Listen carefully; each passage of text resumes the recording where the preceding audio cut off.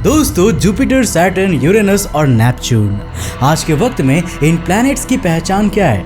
हमें अच्छे से पता है कि इन प्लैनेट्स पर किसी भी तरह के लाइफ के होने के चांसेस बहुत ही कम है। तो फिर मेरा सवाल यह है कि क्यों ये प्लैनेट्स वैज्ञानिकों के लिए इतना ज्यादा इंपॉर्टेंट है? रिसर्चर्स क्यों कहते हैं कि अगर हमें शुरुआती सोलर सिस्टम के बारे में जानना है तो इन प्लैनेट्स को समझना होगा?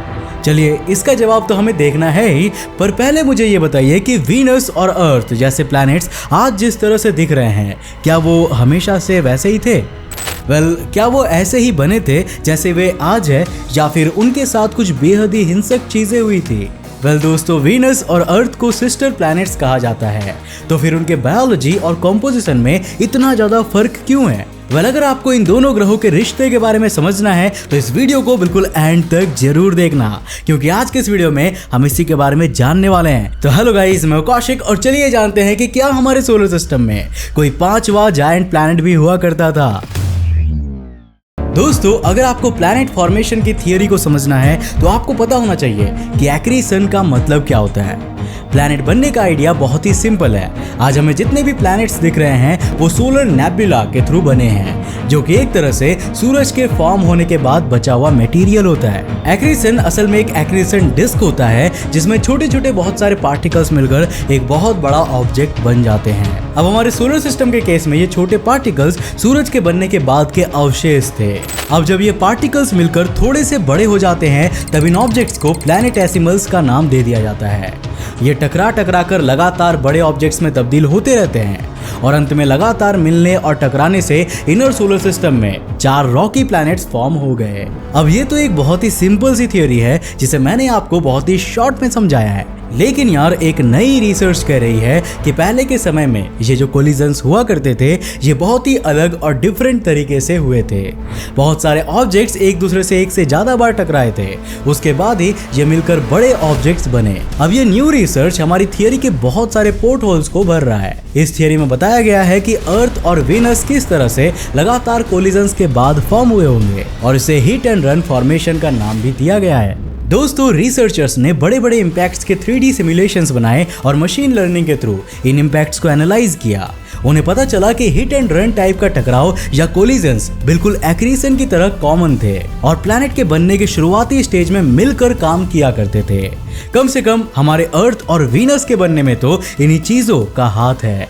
उन्हें यह भी पता चला कि अर्थ वीनस के लिए एक तरह से लीडर की तरह काम करता था, जो सभी टकराने वाले ऑब्जेक्ट्स को वीनस की तरफ भेज देता था। रिसर्च पेपर के ऑथर्स ने hit and run and return model को बहुत उत्सुकता से पेश किया है और उनके पास इसे साबित करने के लिए बहुत से सबूत भी है। उनका कहना है कि प्री प्लैनेटरी बॉडीज, जो कि प्लैनेट बनने से पहले के ऑब्जेक्ट्स होते हैं, उन्होंने अपना बहुत सारा टाइम एक दूसरे के साथ क्रैश होने में व्यतीत किया था। वो क्रैश होकर बाउंस कर जाते थे और फिर वापस आकर एक दूसरे में क्रैश कर जाते थे, इसीलिए इसे hit and run and return का नाम दिया गया है। अब दोस्तों, यहाँ पर सबसे पहला कोलिजन उनकी स्पीड को कम कर देते थे।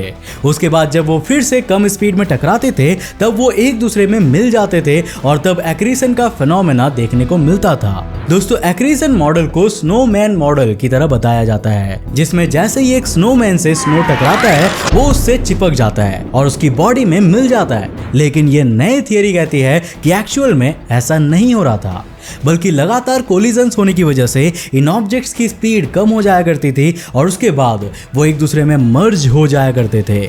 इससे सबसे इंपॉर्टेंट डिस्कवरी ये निकल के आती है कि शायद बहुत बड़े कोलिजन्स या इम्पैक्ट्स की वजह से प्लैनेट्स फॉर्म नहीं हुए थे जैसे कि पहले हम बिलीव किया करते थे, बल्कि हमें ये पता चला कि बहुत से बड़े बड़े इम्पैक्ट्स जिनकी वजह से स्पीड कम होती है वो हिट एंड रन टाइप्स के ही होते हैं। इसका सिंपल सा मतलब यह है कि अगर आपको 2 प्लैनेट्स को मर्ज करना है तो पहले आपको उनकी स्पीड कम करनी होगी और हिट एंड रन कोलिजन्स करवाना होगा। अब दोस्तों, एग्जांपल के लिए हमारे मून के फॉर्मेशन को ही ले लीजिए। बहुत से लोग ये मानते हैं कि सिर्फ एक ही बड़े से कोलिजन की वजह से आज का मून बना था, लेकिन शायद उसे बनने में एक के बाद एक 2 कोलिजन्स लगे थे।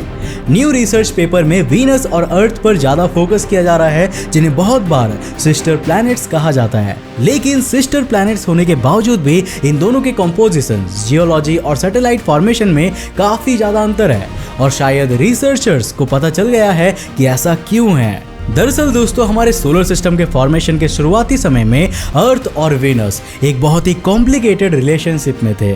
अर्थ वीनस के लिए एक वैंगार्ड या लीडर की तरह काम करता था। जब ऑब्जेक्ट्स अर्थ से टकराते थे तब वो बाउंस हो जाते थे और उनकी स्पीड कम हो जाती थी और वो वीनस की तरफ मुड़ जाते थे और इस तरह से वीनस ने अपने अंदर आउटर सोलर सिस्टम से ज्यादा ऑब्जेक्ट्स ले ली थी। अब पहले के समय में अर्थ ने एक शील्ड की तरह काम किया था।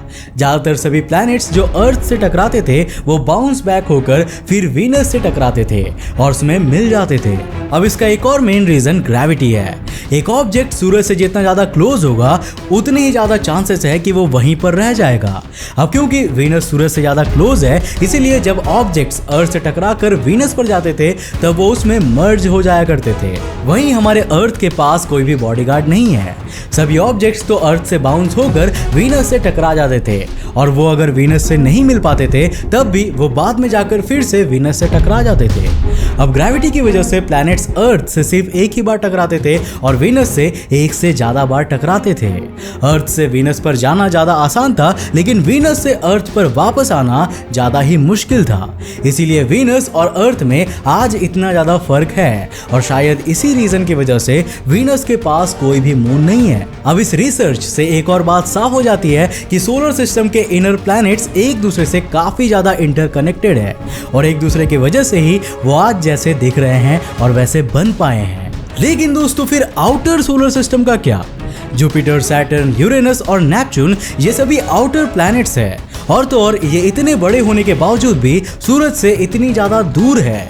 क्या सिंपल ग्रेविटेशन की थियरी ये नहीं कहती है कि दो बड़े ऑब्जेक्ट्स जिनकी ग्रेविटी ज्यादा होती है उन्हें ज्यादा क्लोज होना चाहिए? तो फिर आखिर इन प्लैनेट्स के ऑर्बिट ऐसे कैसे हो गए? वेल दोस्तों सोलर सिस्टम का जो करंट प्लैनेटरी ऑर्बिट है वो बेहद ही स्टेबल है और ये स्टेबलनेस बिलियंस ऑफ ईयर्स में आया है। दोस्तों शुरुआती सोलर सिस्टम बहुत ही अलग जगह था और करीब 20 सालों से वैज्ञानिकों को लगता था कि उन्हें बहुत ही अच्छा आइडिया है कि आज का सोलर सिस्टम कैसे बना होगा। लेकिन लेटेस्ट डेटा ने हमारी इस जानकारी में बहुत सी कमियां निकाली है, स्पेशली आउटर सोलर सिस्टम में मौजूद बड़े प्लैनेट्स के बारे में और वो कैसे अपने करंट पोजीशन में पहुंचे। दोस्तों करंटली वैज्ञानिकों के पास सोलर सिस्टम फॉर्मेशन को एक्सप्लेन करने का सबसे बेस्ट तरीका नाइस मॉडल है। इस मॉडल के मुताबिक जो बड़े बड़े प्लैनेट्स आज हम आउटर सोलर सिस्टम में देख रहे हैं वो पहले सूरज के पास ही सर्कुलर ऑर्बिट में घूमा करते थे, लेकिन किसी चीज ने इस सिस्टम को हिला दिया और इन सभी प्लैनेट्स को बाहर की तरफ किक आउट कर दिया। अब एग्जैक्टली कौन सी चीज ने ये काम किया था ये कई सालों से मिस्ट्री था, लेकिन अब मिशिगन स्टेट यूनिवर्सिटी के रिसर्चर्स को लगता है कि उनके पास इसका एक वैलिड आंसर है और ये रीजन शायद सोलर विंड में मौजूद डस्ट है। दोस्तों शुरुआती सोलर सिस्टम में जितने भी गैस जायंट्स थे वो सूरज से करीब सर्कुलर ऑर्बिट में बहुत से डस्ट भरे क्लाउड्स के बीच हुआ करते थे। जब सूरज गर्म होने लगा तब उसने इन डस्ट से भरे क्लाउड्स को बाहर की ओर भगाना शुरू कर दिया। अब इनमें से कुछ डस्ट पार्टिकल जुपिटर और यूरेनस जैसे प्लैनेट के ऑर्बिट से होकर गुजरी और उनके ऑर्बिट को अनस्टेबल कर दिया। नाइस मॉडल में इसी इनस्टेबिलिटी के बारे में बताया गया है, लेकिन नाइस मॉडल एक और बहुत ही विवादित चीज को पॉइंट आउट करता है और वो कहता है कि हमारे अर्ली सोलर सिस्टम में एक 9th प्लैनेट भी हुआ करता था और वो प्लैनेट प्लूटो नहीं था, बल्कि ये प्लैनेट 9 या प्लैनेट एक्स तब से और ज्यादा अटेंशन पा रहा है जब से 2015 में कैलटेक के स्टडी ने कहा है कि सूरज से करीब 50 बिलियन माइल्स की दूरी पर एक प्लैनेट घूम रहा है। अब दोस्तों जो हमारा ओरिजिनल नाइस मॉडल है वो 4 की जगह 5 गैस जायंट प्लैनेट्स के साथ ज्यादा बेहतर तरीके से काम करता है। उसके कैलकुलेशंस के मुताबिक जो 5th प्लैनेट है उसे सूरज के ऑर्बिट से बाहर फेंक दिया गया और वो आज रोग प्लैनेट में तब्दील हो गया है। नए और अपडेटेड मॉडल में भी ये क्लियर नहीं हो पाया है कि क्या सच में शुरुआती सोलर सिस्टम में 5 इनर प्लैनेट्स थे या फिर 4 और क्या इस 5th प्लैनेट की वजह से दूसरे चारों प्लैनेट्स का ऑर्बिट खराब हुआ था। लेकिन यह नया मॉडल हमारे सोलर सिस्टम के फॉर्मेशन की हमारी समझ को और ज्यादा बढ़ा रहा है और एक पोटेंशियल आंसर बता रहा है कि क्यों जुपिटर और सैटर्न जैसे प्लैनेट्स आज सूरज से इतनी ज्यादा दूर जाकर बैठ गए हैं। अब दोस्तों अंत में इस नए मॉडल को भी साबित करने के लिए और ज्यादा डेटा की जरूरत है और अभी तो और भी बहुत सारा डेटा कलेक्ट किया जा सकता है। तो आज के लिए बस इतना ही। मुझे उम्मीद है दोस्तों कि आज की इस वीडियो से आपने काफी कुछ नया सीखा होगा। अगर सीखा तो इस वीडियो को लाइक करने के साथ साथ अपने फ्रेंड्स और फैमिली के साथ जरूर शेयर करना। और जाते जाते मेरे एक सवाल का जवाब जरूर देते हुए जाना। मुझे ये बताओ कि आपको क्या लगता है, क्या हमारे सोलर सिस्टम में कोई 9वां ग्रह यानी कि 5th जायंट प्लैनेट एग्जिस्ट करता है, हाँ या नहीं? हमें नीचे कमेंट करके अपनी राय जरूर देना। और हाँ, राय देने के साथ साथ उसके पीछे का कारण भी लिखना कि आखिर आपको क्यों ऐसा लगता है कि वो एग्जिस्ट करता है या नहीं करता। चलिए देखते हैं किसने कितना सीखा है और किसकी राय कितनी सही होती है। तो आज के लिए बस इतना ही। अगर आप नए उस चैनल पर ऐसे इंटरेस्टिंग वीडियोस को देखना चाहते हो तो इस चैनल को सब्सक्राइब करने के साथ साथ नोटिफिकेशन बेल को ऑन कर देना ताकि आप देख सको हमारे वीडियो सबसे पहले। तब तक के लिए बाय, जय हिंद।